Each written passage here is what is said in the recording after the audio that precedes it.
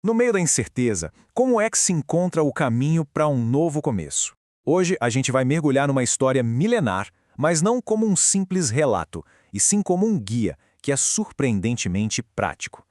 Vamos explorar o capítulo 8 de Gênesis para descobrir um verdadeiro projeto atemporal sobre paciência, método e como, de fato, se reconstrói o mundo do zero.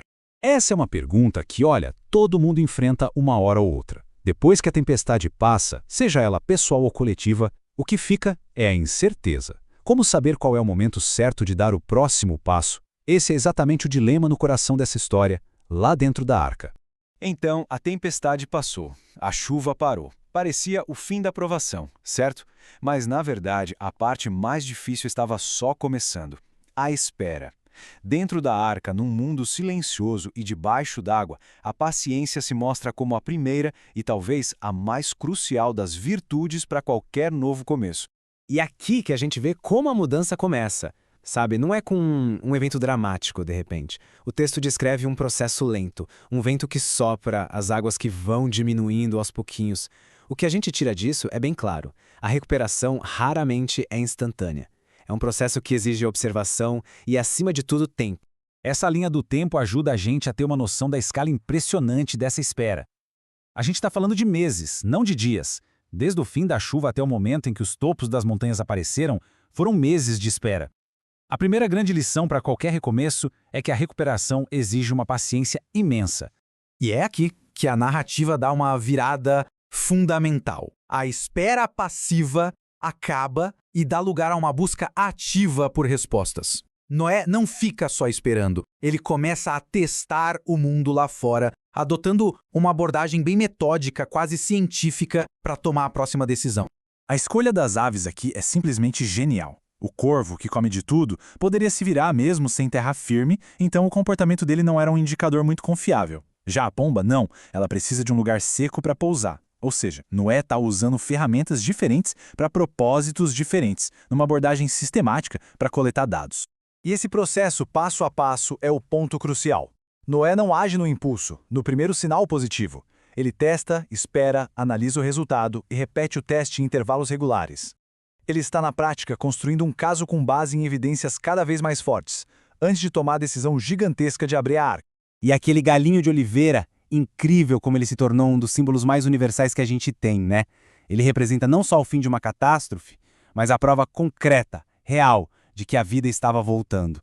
É o primeiro sinal de esperança, um sinal de que a paz com o mundo natural era possível de novo. Ok, com a prova na mão de que a Terra era segura, o foco muda, sai da investigação e vai para a ação. E as instruções que vêm a seguir não são só sobre sair da arca, elas são um verdadeiro projeto para o recomeço da sociedade. Este é o sinal verde oficial.